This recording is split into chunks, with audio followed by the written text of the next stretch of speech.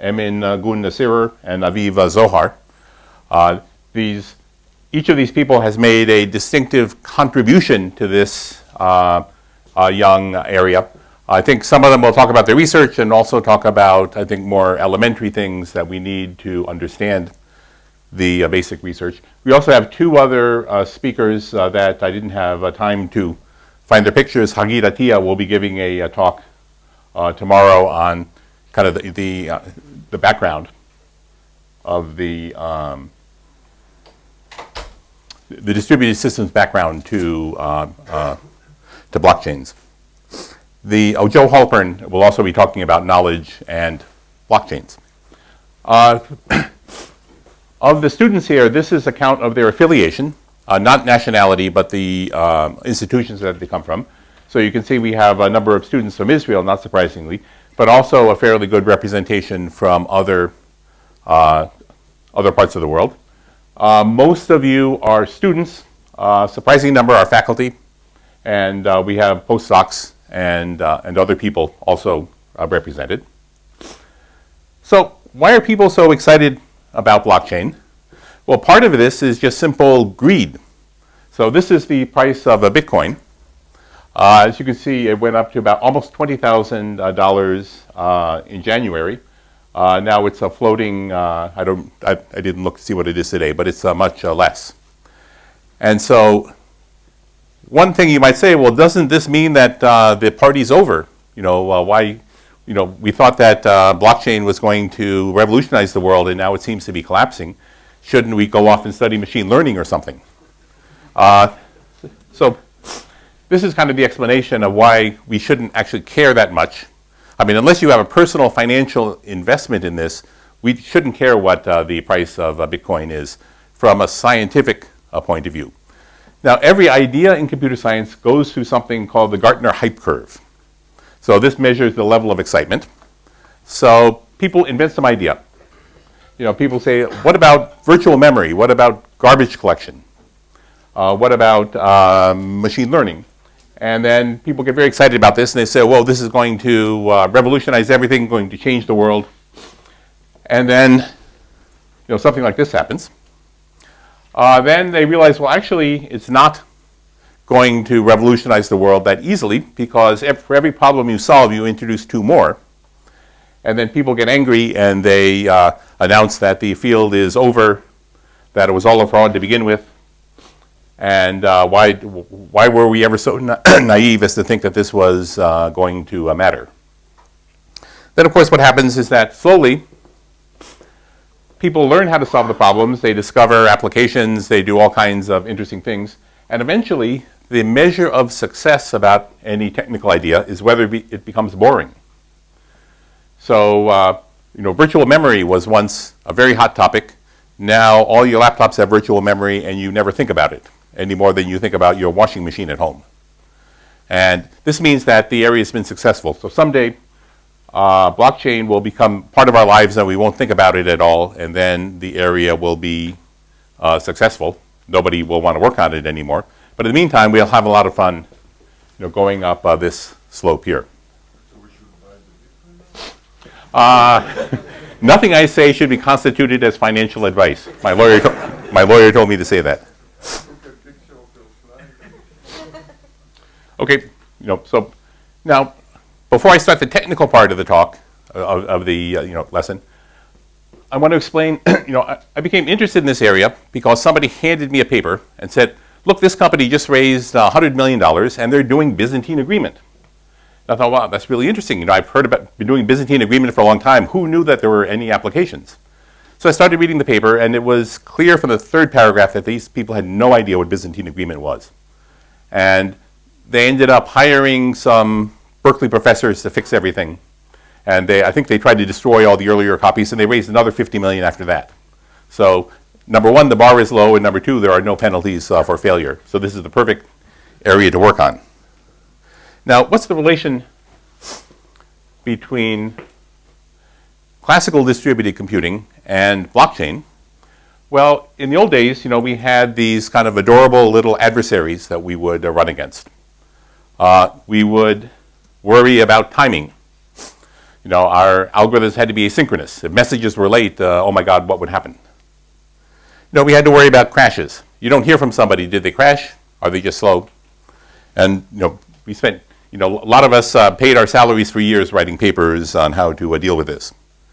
Omission failures, messages would be lost. And at the very extreme, we would have Byzantine failures. Now, in retrospect, all of this was useful, but it was actually very kind of naive. It was very academic. We weren't really looking at large-scale important problems. And today, we have different kinds of adversaries. Today, the adversaries are actual, human hackers who are very hardworking and clever. The bugs are much more subtle than what we run into. People can use speculation, cache effects, and so on to read people's emails and things like that. And it's very, very hard to fix these things and very hard to know what the next one is going to be. We'll talk about things like reentrancy attacks and so on. And the problems that we want to solve in society are much, more serious than figuring out how to do Byzantine agreement in 3T+1 rounds of message exchange and things like that. And so when we study blockchains, we're not just studying how to build cryptocurrencies or track provenance of goods. We're also looking at how to build reliable applications in a society where trust is suddenly an important issue, where trust is actually more important than efficiency in some ways. And this is a very new way of approaching the world. Cryptographers have had this kind of paranoid mindset for a long time, but they tend to work in a small box. Distributed computing people have been looking at similar kinds of things, but they also work in a small box. But the time has come to kind of move out into a broader, to meet broader challenges. What does it say in Russian? It said, hello world. Hello world.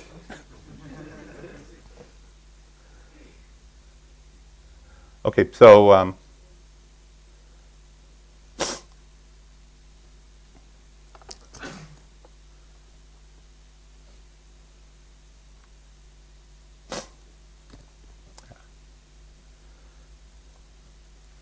where is my mouse?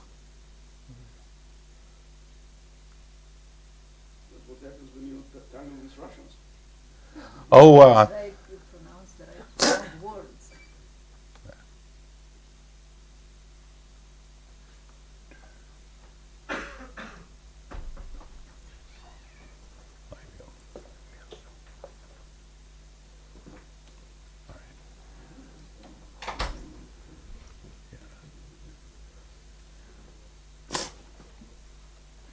okay, so that was the end of the introduction. It gives me great pleasure to introduce our next speaker, me. And I'm going to expand on the relationship between blockchains and classical distributed computing. I brought along a panel of classical distributed computing people who are, I think, like a Greek chorus, are going to chime in from time to time. I urge people to ask questions.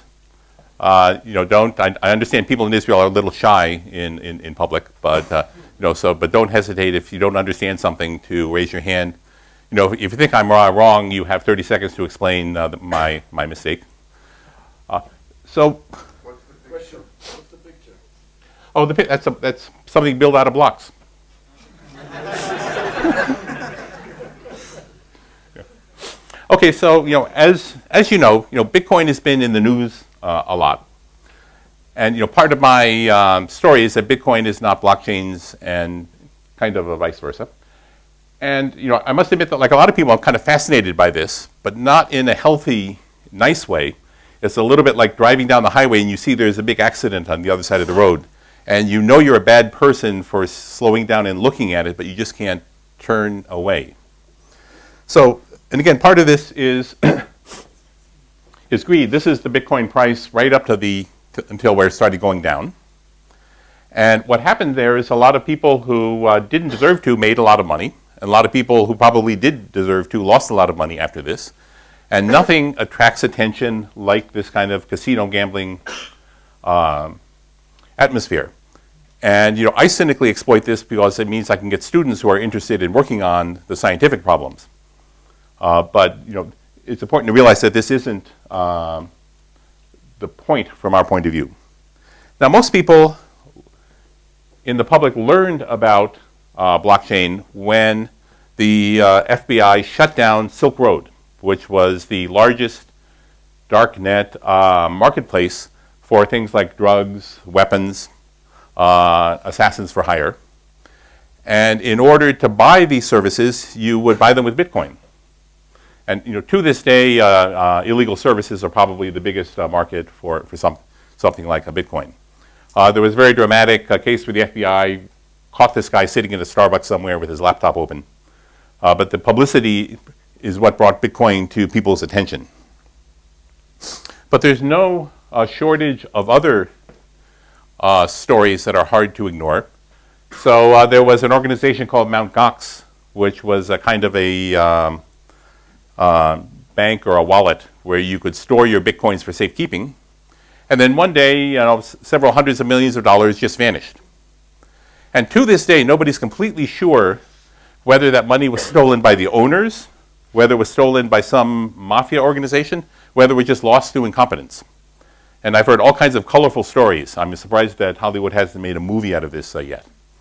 But really, all this money just sort of vanished. And it probably went somewhere, but who knows? There's an almost comic opera story about the person who wrote the original paper was someone or something called Satoshi Nakamoto. And nobody knows who this person is, although there are many, many theories. But kind of like, the Princess Anastasia or the Lost Dauphin, there are people who pop up every now and then and claim, I'm Satoshi. And typically these things don't seem to, these things never come out very well. But there are very few words. I mean, nobody jumps up and says, I'm Donald Knuth, or something like that, unless maybe they are Donald Knuth. But, the atmosphere that this creates also creates kind of an air of sensationalism. And it's sometimes it's hard to get your colleagues to take you seriously when this sort of thing is going on. How do you spread something without it being traceable to who spread it? Oh, there's an email address. There was somebody who signed email saying Satoshi, and then they went quiet in 2010 or something. And everybody, there are some pretty good candidates for who this person is, but nobody can pin it down. By far, the major use for these things are activities that would be difficult or awkward to do using regular currency. Ransomware. If you want to buy legal marijuana in parts of the United States, it's legal by state law but illegal by federal law, so banks can't get involved. And so, in principle, at least cryptocurrencies should work. But these are very far from mainstream applications. These are definitely niche. There are all kinds of delightful stories about. There was one recent breach where some hackers, I think in Uzbekistan or something, discovered a vulnerability in a wallet. So they started pumping money out. The owners figured out pretty quickly what was happening. They exploited the same vulnerability to pump money out at the other end, but they had better connections, so they got maybe 2/3 of the money, and the hackers got only 1/3. But again, this isn't something that happens a lot with cache coherence protocols or file systems or operating systems. But for all the sensationalism and kind of raw entertainment in this area, I want to emphasize that this talk in this school isn't really about all of this stuff. So again, we use the sensationalism to bring people in the door, like a movie poster that shows off all kinds of glamorous things. And then now that we have you in here, we're going to lock the door and talk about algorithms and science and data structures after this. So it's too late to ask for your money back. So we're not going to talk about Bitcoin. We're going to talk about blockchains and why this is a real scientific area, despite all of the sensationalism. Now, this is the paper that started everything. So this is the Nakamoto entity, and this is the URL, and it illustrates kind of a cliche that in any area, real innovation usually comes from outside. That insiders, people who are established, are too busy improving their results by log factor, improving their colleagues' results by a constant amount, to focus on doing anything that's really radical.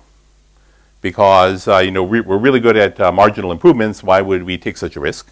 And also, it's not at all clear that this paper would have been accepted at a mainstream distributed computing conference in 2008. The negative referee report practically writes itself. There were no theorems, there were no experiments. It contained absurd ideas, like every place has a complete copy of the ledger. No fancy replication, no erasure codes, none of this stuff. So this would have probably have been dismissed with a really nasty review if it had been submitted. Of course, we don't know this because they never did it, but I'm Might be down on distributed computing only. Crypto also might not have accepted it. For sure. There's no. It's cookbook crypto. There's no crypto innovation in Bitcoin. They would have been even nastier, but harder to understand. Distributed cash was always, Shaum and all these guys they were after cash, crypto cash for 30 years. That's true, but that doesn't mean the paper would have gotten in. But the point is that this had a bigger impact on the world than any crypto or distributed computing paper published in that year. It's not it's not a tragedy, obviously, but it is an interesting observation. And so what I'm going to talk about is what's the relationship of this to classical distributed computing.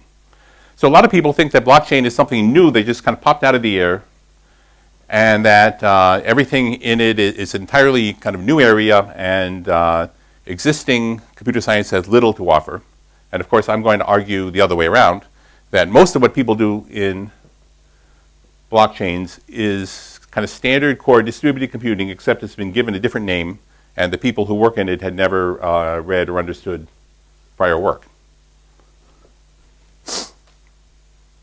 So here is how I like to think about blockchain versus distributed computing. And I found this to be a very effective mental tool for understanding things. And that is that the blockchain world is this kind of alternate universe to the distributed computing world, where you can recognize familiar objects, but they've changed in a kind of bizarre way.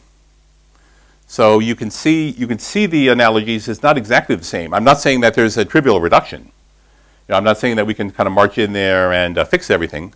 But all these things that appear mysterious at first glance, it turns out are familiar things that have been mutated a little bit. So some of the things that I'll talk about is consensus versus proof of work. Not the same, but pretty close. Concurrent objects versus smart contracts. Again, not the same, but many of these same issues. And so there's a classical Star Trek episode. For those of you who don't know, Star Trek was a cheesy 1970s era TV science fiction program that was much, the college students of the age really liked a lot. And there's an episode where the captain and the first officer of the starship go into an alternate universe where they meet their evil doppelgangers. Now, it's obvious that these guys are evil because he has a beard and he doesn't. And he's wearing a muscle shirt. And these are universal signifiers of evil, in 1970s North America.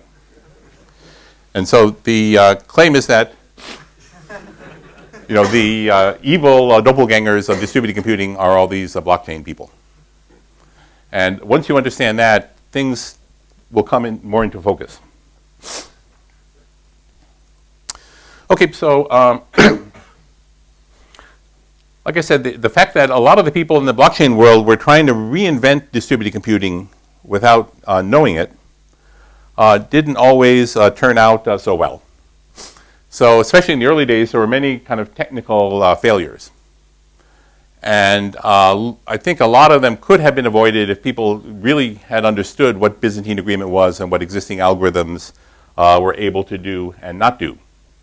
But I don't want to come off as being completely arrogant about the relation of distributed computing to blockchains, because the blockchain world went out and they built things and they raised money and they started companies, whereas we publish policy papers. So this is the academic community's view of the blockchain industry. So let's talk about what a blockchain actually is. So at its heart, a blockchain is a very simple idea. It's a distributed ledger. What is a ledger? Well, a ledger is an invention of the Italian Renaissance. It revolutionized business at the time. The idea is that you keep an append-only list of things that happened. You're not allowed to go back and change anything. You can add new things, but you can't erase old things, so you can always tell what the state of the world was at any time. If things don't add up somewhere, you can go back and figure out exactly where things went wrong. They call it distributed ledger, but I think we called it machine replication. Why this? I'm talking about the Italian Renaissance. What? They didn't do that in the Italian Renaissance. So but the key thing to bear in mind is that this isn't just financial stuff. We draw pictures with money, but it could be a file system, could be an operating system. It could be the number of ice cream boxes that you have in your freezers. It could be any kind of state machine. But the key thing is that everyone can agree on the content even if they don't trust each other. So I don't trust the thieves that I have to do business with, but we have a protocol for establishing what's on the chain. And the fact is that it's tamper-proof, means that we have a way to agree with each other. Okay, two of the basic things that we study in distributed computing are consensus and something called the universal construction, which is a way of building highly concurrent instances of objects. And the claim is that these are, again, not exactly the same thing as blockchains and proof of work. But the best way to understand this, to me at least, is by approaching through here. So, as is customary in these things, I'll tell you this by means of a bunch of stories. So our friend Alice has a trading company. She buys things wholesale and sells things wholesale, and she also buys things and sells things retail. So she has orders coming in and out. But she has a concurrency problem because she has a lot of business and things are coming in, orders are coming in too quickly to handle them one at a time order. So she wants to do a lot of things concurrently. And so she tries all the usual things. So she tries putting a lock on her database, but that's too coarse-grained. She tries putting lots of little locks, but getting that to work correctly is too hard. Locks don't scale. Problem is, one thread acquires a lock. It gets paged out. Takes a cache fault, page fault, something like that. While it's holding locked, nobody else gets any work done. So despite the fact that there are excellent textbooks that describe how to solve these problems, Alice decides to go back and rethink everything. So there's something called the universal lock-free construction, which is a very simple construction, which if you think about it one way is actually a ledger. So the idea here is we have a kind of a root pointer, and it points to just a list of things that happen. And you want to do something, you just append something to this list. So it's a very simple, not terribly efficient, but construction. But it's clear that you can do anything you want. So this part of it is all the operations that happened in the order that they happened. We have a pool of things that want to happen. And they all sort of huddle around saying, please take me. And then we have something called consensus, which we use to decide who goes next. And this comes in many different forms and so on. But the basic idea of consensus is central to both classical distributed computing and to the blockchain world.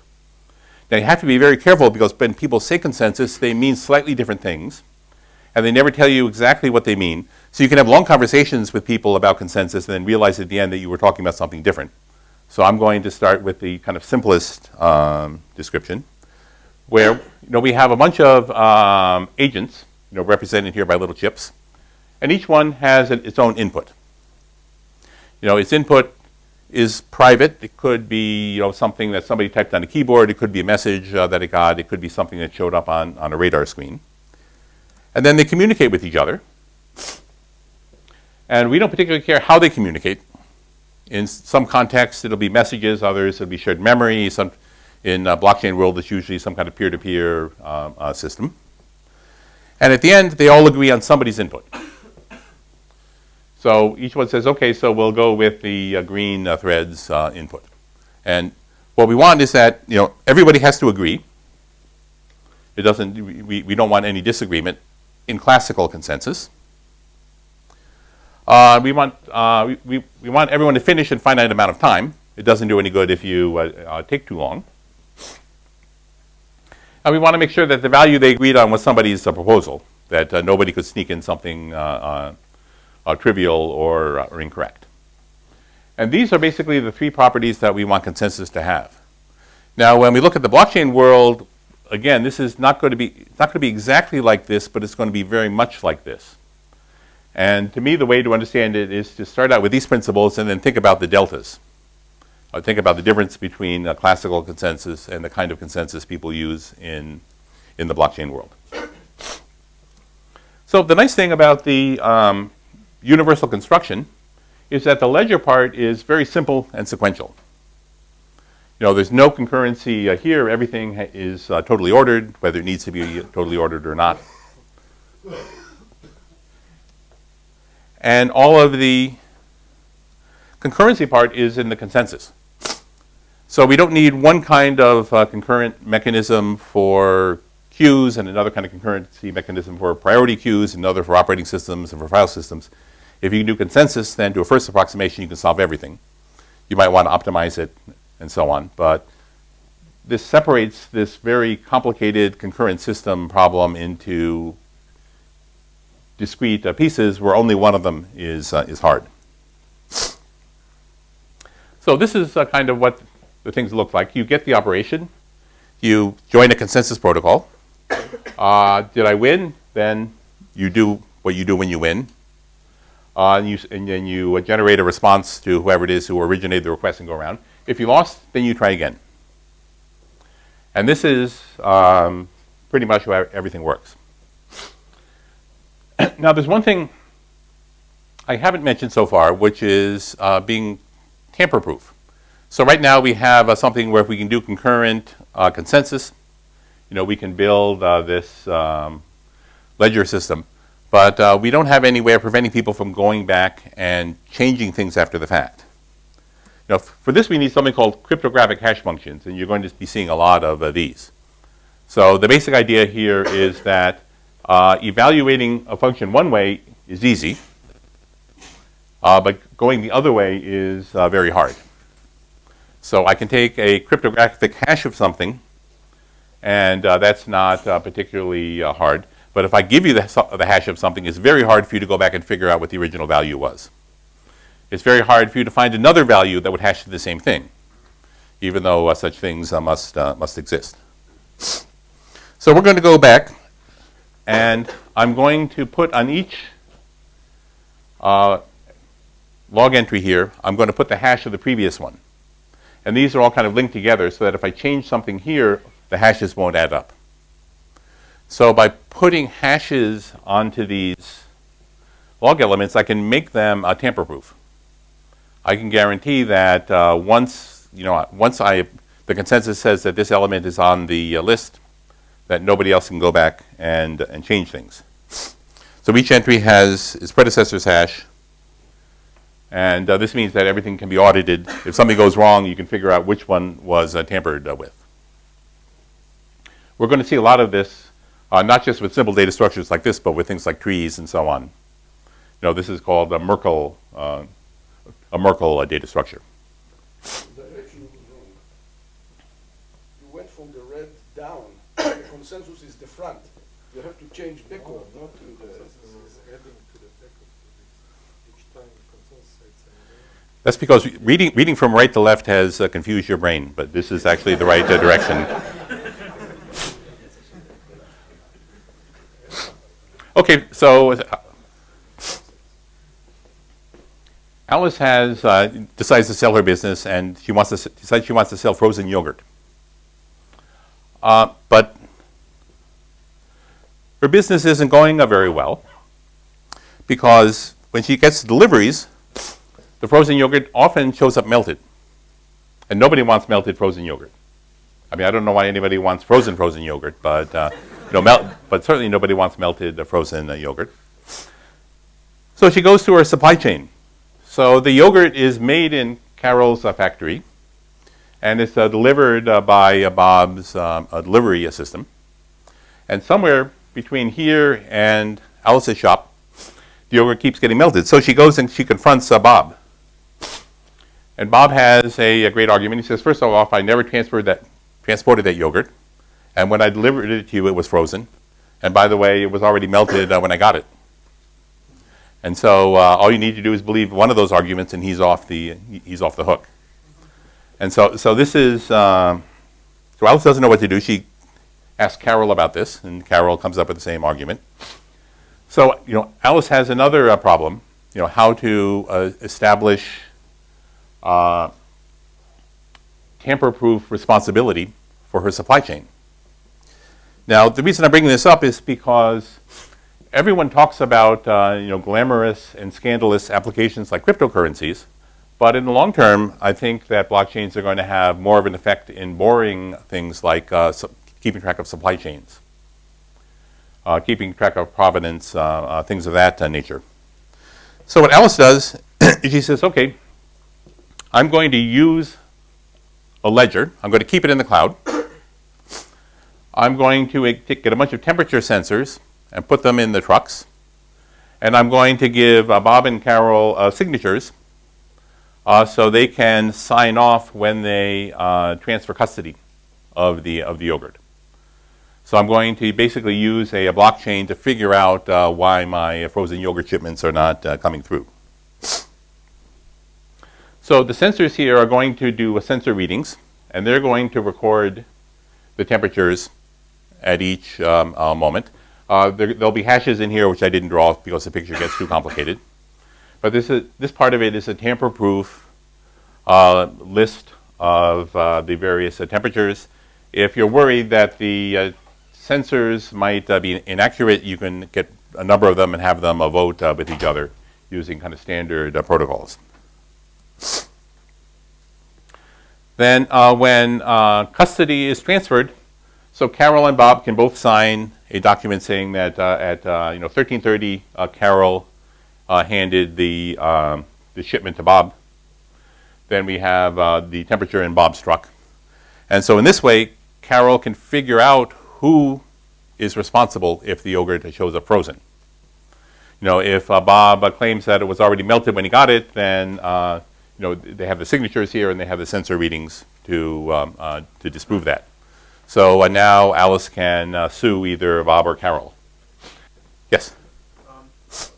Can I just ask why we need a blockchain here? Because if everybody has signatures, why can't just Carol and Bob and everybody send messages and upload them to a central server where whoever is involved into this business will see, but why come to the global consensus on this matter? I don't care what other supply chains are up to. So what you get out of this is ordering.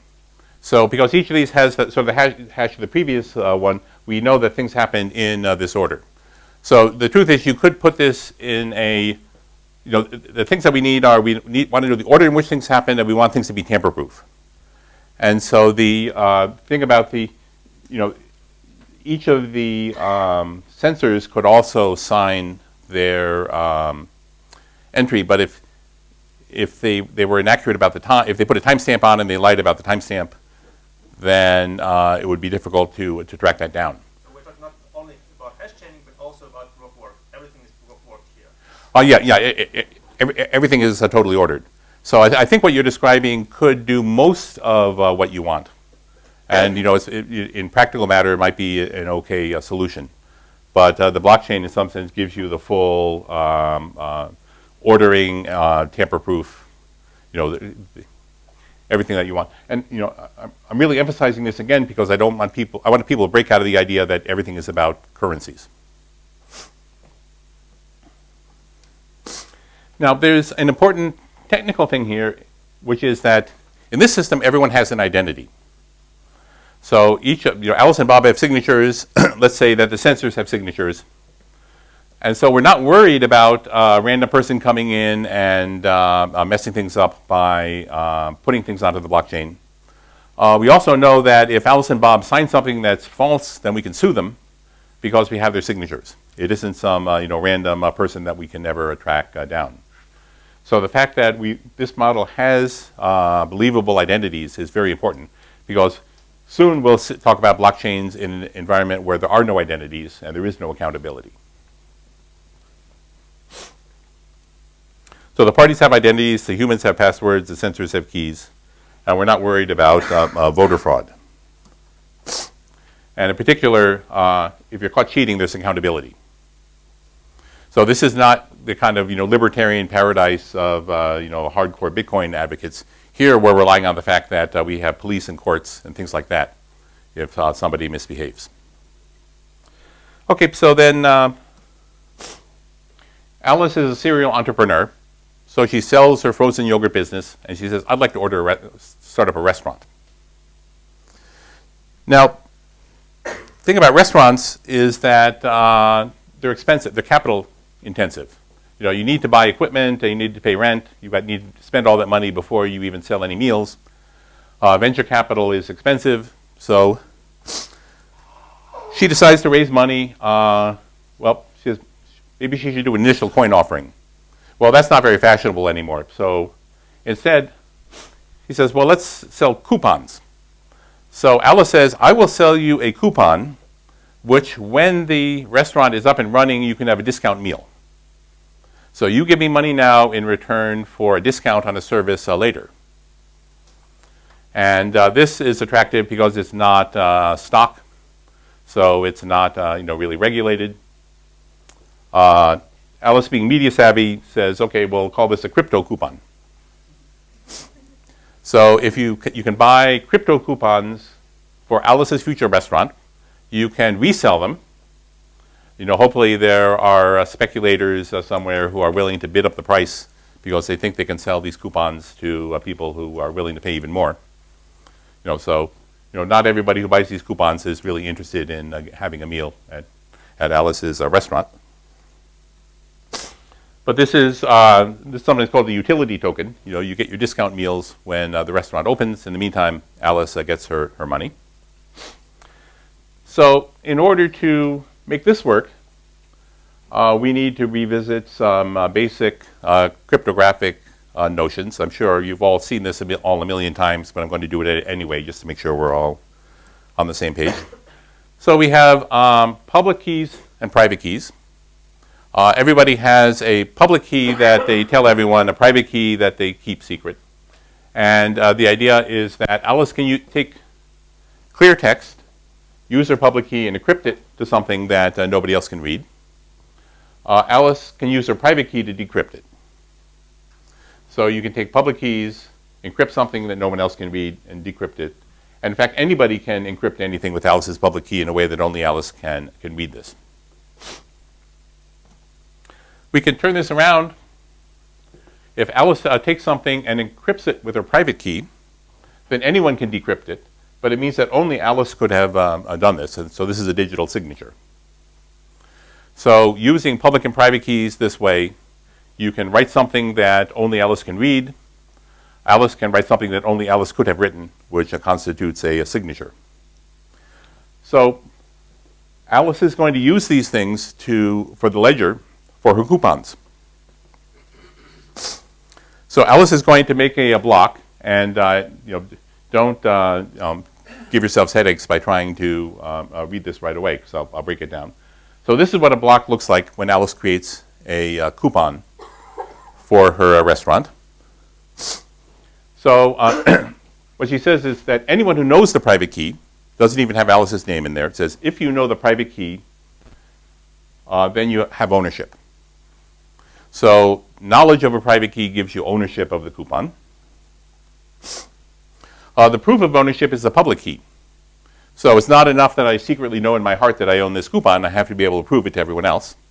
So the fact that people can use the public key to check that I own this coupon is a way that I can convince everyone that I actually own this. And the fact that this is actually on the blockchain means that it's real. So that whoever it is who decides what belongs on the blockchain, what the truth is, can decide, okay, so I'm going to put this entry here. Anyone who knows the private key owns the coupon. This is proof that anyone who owns the private key owns the coupon. And being on the ledger says that, in fact, this isn't something that somebody made up. That is not fake. So these are the kind of the three parts to controlling a property on a blockchain. In this case, we're talking about a coupon. It could equally well be an ICO token. It could be a currency. It could be anything. You need to know a secret that gives you identity. You need to have a matching public key so you can prove to someone else that you own something without revealing the private key. And it has to be actually physically on the blockchain so that people know that this is real.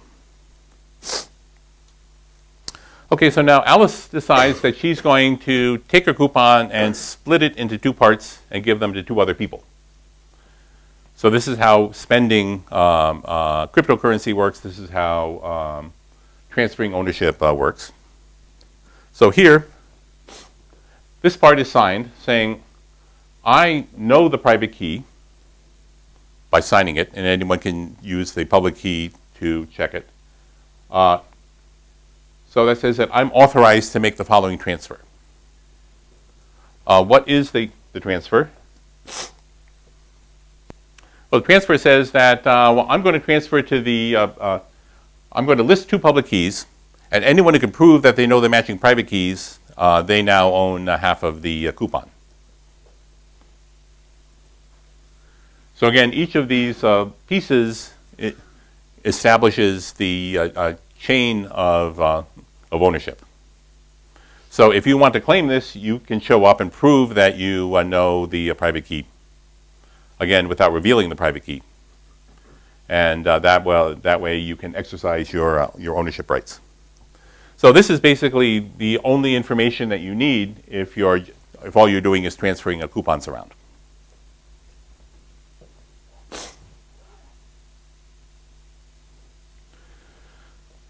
Okay, so so Alice wants to build this blockchain, but she doesn't want to pay for it. Because it's expensive. They might not trust her if she owns both the hardware and everything else. I just realized that clock is wrong. But, okay. Yes. Okay. So I'll keep going until it says 11. Okay. So Alice decides to outsource her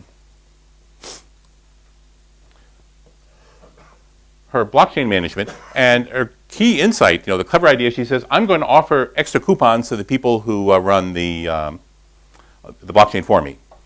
So if you're paying for the air conditioning and electricity to run my servers, I'll give you more restaurant coupons. And this is, you can think of this as fairly clever because she doesn't have to spend money. She can just keep minting coupons. And for historic reasons, we'll call the workers who keep copies of the ledger, we'll call them miners. And the job of the miners is to make sure that the transactions have a validity, that they really are the right things. And so, since she comes from a distributed computing background, she says, "Okay, I know how to do this. We'll just have everyone vote." And particularly because everyone is the same, they're all going to vote the same way, and we have nothing to worry about. So we all know that distributed computing requires voting, that distributed consensus. But the evil side comes back and says, well, this is my friend, the Delphaic Sybil. This is from the Sistine Chapel and really is a Sybil. And Our friend Sybil is fond of what are technically known as Sybil attacks. Of course, the Sybil and Sybil attack and the Sybil in the Sistine Chapel have no relation to each other, but they're spelled the same. So the Sybil likes to vote. In the United States, when you vote in elections, they give you a little sticker that looks like this. But Sybil likes to vote, a lot. And this is kind of a problem. So we need a way to keep people from doing Sybil attacks. So, for example, we can't have use IP addresses as voter ID because it's too easy to make up 1 million fake IP addresses and vote. So we need some way to discourage this kind of behavior. Now, this is something that sociologists are very familiar with. Imagine that you're running a drug gang, and somebody comes to you and says, I want to join your gang and make a lot of money by selling drugs. You're kind of worried that they might be an undercover police officer, they might be a journalist, or they might be just lazy. How do we know that they're really going to produce something? So this is something called costly signaling, where in order to prove that you want to do something, you do something that wouldn't make sense if you were faking it. So in nature, this shows up. If you're trying to attract a mate, then you can grow ridiculously large antlers. You can have a very flamboyant display, which will also attract the predators. But this says, I must have good genes because I have this big tail and no hawk hasn't eaten me yet. Also, subcultures. If you want to show that you really belong to a subculture, then getting like a face tattoo is a sign that you're really sincere. So if you want to join my drug gang, getting a tattoo, might be a good way of guaranteeing that you're not either a lazy person or a police officer. So that brings us to proof of work. So the way to understand proof of work is a form of costly signaling. It's roughly equivalent. Logically, you can think of this as saying, if I want to join in, I need to burn a $100 bill. That is, I'm going to demonstrate that I'm really sincere about wanting to run your blockchain by doing something that would be too expensive if I were merely casual. Now, proof of work was actually invented in distributed computing world as a way of fighting spam, and unfortunately that never really took off. But there the idea was that you would do something mildly expensive every time you sent an email. Something that would cost a fraction of a cent. So if you wanted to send out 1 million of them, it would be expensive. But if you wanted to send out 10, it was okay. But this was adapted to proof of work consensus. So here's how I like to think about proof of work. Everybody goes out, you buy an expensive lottery ticket. And if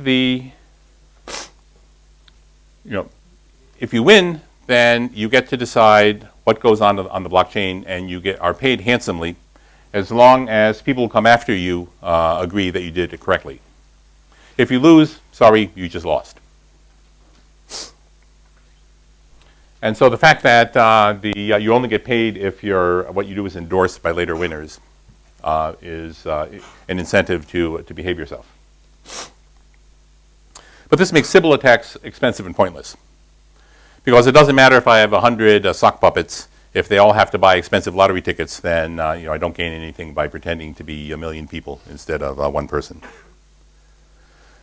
Okay, now the problem with lottery tickets is sometimes there are more than one winners.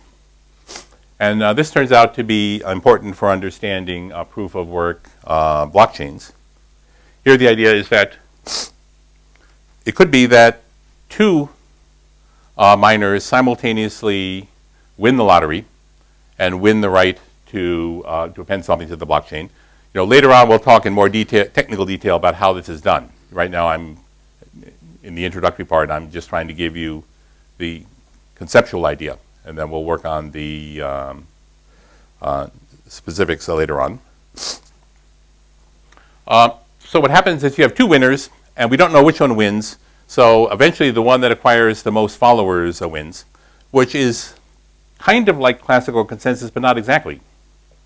There are a number of kind of confusing things that happen. So you can have provisional winners. Eventually you figure out who won. So In the classical world, once you win consensus, there's only one winner to consensus. If there's more than one winner, we don't call it consensus. But in the blockchain world, there can be multiple winners. And this is kind of confusing. Hopefully there are not too many, but the fact is that you need to worry about the fact that there may be more than one winner, and the chain that you recognize as being the winner, somebody else might dispute.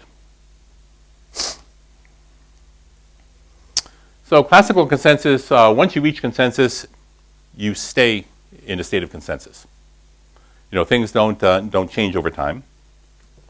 But in the proof of work consensus world, you actually have to, you can have a dispute about who won consensus, and that dispute can go on even after the consensus protocol itself is over. So the way to think about this is classical consensus, except not really. You need to argue for a while about who won. Okay, so so I think I still have time to cover this. So I'm going to switch gears a little bit and talk about another topic. Yes? Sorry, back a bit. Is minor compensation crucial for blockchain to be used to be effective? So that's a complicated question. So in the kind of blockchain I'm talking about here, the answer is yes, because otherwise, why would they do that? There's also something called private blockchain. You can imagine that a bunch of hedge funds all get together and they want to trade among themselves, in a private kind of blockchain. And there, it's in everyone can kind of contribute a few servers. There, you don't really need to have a compensation.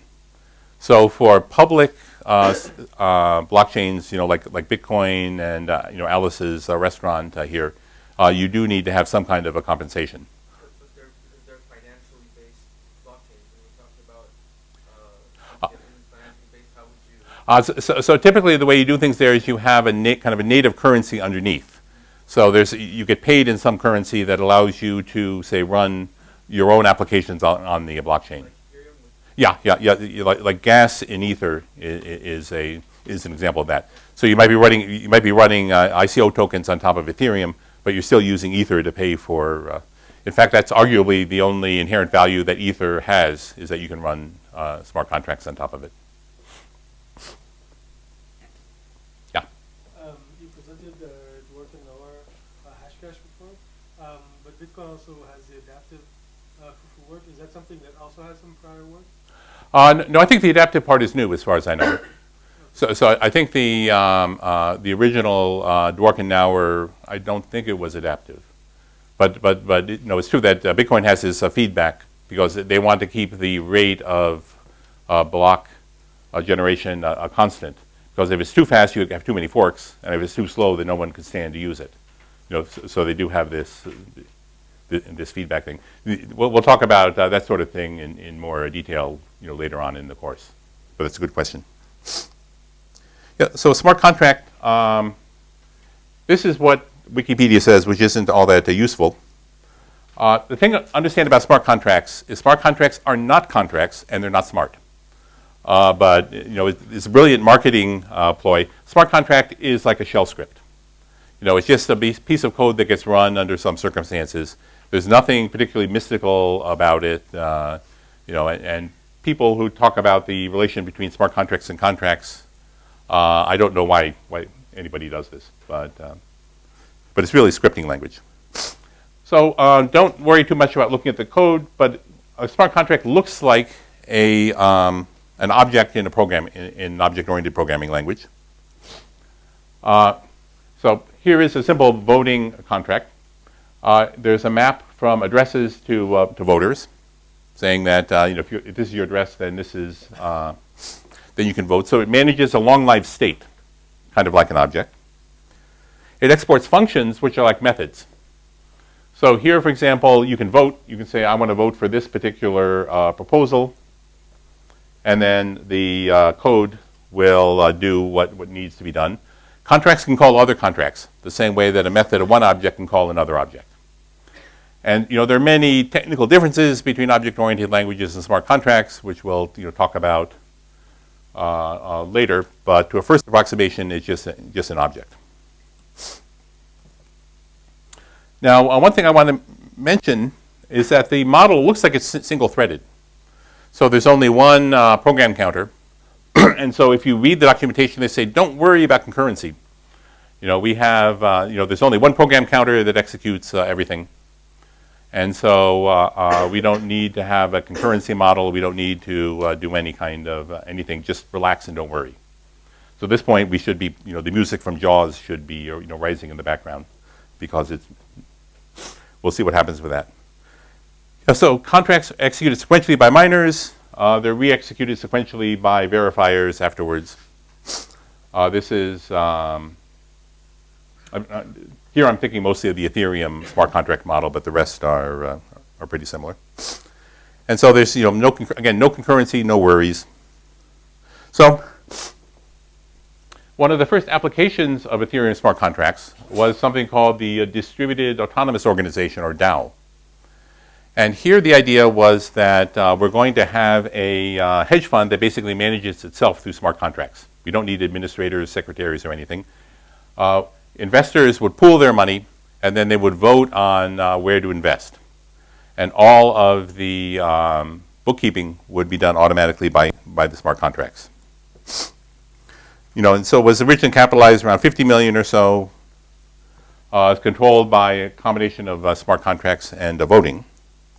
And when this came out, there was a huge amount of excitement about it, because this is driven by a kind of romantic libertarian ideology that says that, today we're getting rid of administrators, tomorrow we'll get rid of government and courts and police and everything, and the world will be run by smart contracts, and we can all have fun. So when this came out, there was a lot of hyperventilation. A lot of people were saying, "Isn't it great that all these Wall Street parasites will be forced to drive Ubers and so on?" So it was really all of the journalistic world thought this was the greatest thing ever. So let's look at part of their code. This is not literally the code they use, but it's basically a slightly cleaned up version of the actual code. So here we have the green arrow as the program counter. So one client decides to withdraw some of their own money. So first thing you ask is which client, and this is the syntactic way you figure out who made the call. And then you say, well, does the client have enough money? So I take the client, I look up their balance and say, is that greater than the amount they asked for? If so, well then, yeah, send them their money. So this says, okay, so I'm going to take this amount, do send money to the client, and that returns a Boolean saying, was the transfer successful? And if it was successful, then I debit the amount.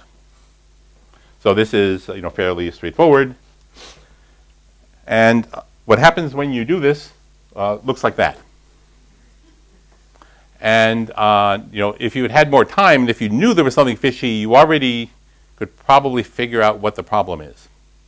Although this, the people who wrote this code, I think one of them was one of the people who founded Ethereum. So they're probably the world's most qualified people to write this code, and yet this happened. So let's rewind. So here we are. We're about to send the money. And this, we're actually calling another contract here. So this is what the other contract does. So we've suspended this call here. So we have the gray program counter. This is the active program counter, calling the send money function. We increment the balance. And then they do something weird. So at that point, they go back and make another call back to the original function without returning. This is called a reentrant call because it's not exactly recursive, but they're going back in and calling the function a second time before it's finished its first execution. And so what happens here is that so first off, notice we now have two program counters executing the same code. And despite the fact that all of the documentation says there's no concurrency, but in my book, having two program counters executing the same code is concurrent. And it goes through, it checks again, do I still have enough money? Well, I didn't change the balance. Yeah, plenty of money. Go ahead, take some. And so then you send the money again and again until you either run out of money or your stack overflows. So the interesting thing here is, this happened. The numbers are always unclear whether it's 50 million or 60 million, reading about it. But it's all in ether. And so what happened was they wiped out, most of the balance of this hedge fund. Now, interestingly, it's not even clear this was a crime because, code is law. And if the code lets you do this, then you could do this. If this were a real contract, then it would be clearly illegal because in a real contract, the intent of the contract takes precedence over the technical details. But there's no intent and no specification. There's just this libertarian insistence that the actual code is the law, because if it wasn't, then we would need lawyers and courts to interpret these things. And so what happened? Well, what happened was basically they said, okay, if you had lost $50 million of your own money, well, that's tough. In the libertarian paradise, that happens. You steal $50 million of my money, we're going to redo it. So they basically forked the currency. They basically rebooted the currency and said, okay, we're going to pretend this didn't happen because you stole from powerful people instead of others. And so I'm not saying that they made the wrong decision or even an ethically unsound decision, but the contrast between the actual practice and the pious rhetoric can be kind of startling sometimes. Okay, now claim that the reason is that these people didn't understand undergraduate level concurrency. So I don't care what you say. This is a concurrency bug. This is a good paper that explains in some senses why so many of the problems with the Ethereum smart contract programming language follow from the fact that these people did not understand concurrency and basic kind of programming language design. So I recommend reading this paper. They're much more diplomatic than I am. So if something I say makes you really angry, then you should argue with me and not with these guys. What was the purpose of the line with the bug? Because the way you presented it, it just looks without any sense. Why would they call the same method again? Oh, they call the same method again because they knew that because they transferred the money before they decremented the balance. So the purpose of calling it again was precisely to steal the money. The people who designed this it didn't occur to them that someone might make this reentrant call. And now if you try to compile a program in Solidity and you do something like that, the compiler will come back and say it'll give you 27 different warnings, each listing 27 different hacks that had happened. And one of them will say, be careful, this looks like it might be the same as a reentry. This might leave you open to a reentry attack. Unfortunately, it gives you a lot of false positives, so it's very annoying. But. So doesn't this also happen in standard object-oriented programming, like sequential object-oriented programming? I think you could do the same thing. Yeah. If you could violate it in variant. External classes, for example, you don't really know where they come from, maybe. No, that's true, but you're not going to get rich doing that, probably. You can break this. Yeah. I mean, I think part of this is that if you're going to, when you write a smart contract, it's really the world's most generous bug bounty. So every hacker in every cafe across the globe is looking at your code, and they have all day. So of course you're going to write it in a language like JavaScript. And there are so many other things that this language does, like silent overflows, inconsistent interfaces, bizarre and confusing behavior, that it's almost a textbook of what not to do when you write a smart contract language.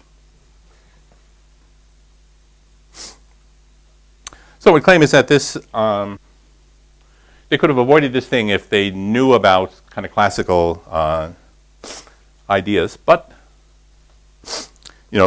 again, I don't want to sound overly pious, but if they'd known about the problem here is basically they violated a monitor invariant. If you think of the smart contract as a monitor, there's an invariant that you have to restore before you release the lock. You make an external call while that invariant is broken, you deserve what you get. And our undergraduates understand this, and I'm sure yours do too. But this resulted in huge financial and kind of moral losses here. But on the other hand, I want to emphasize that it's not. I'm making analogies here. I'm not claiming that everything in the blockchain world can be deterministically reduced to something in a Ponzi paper.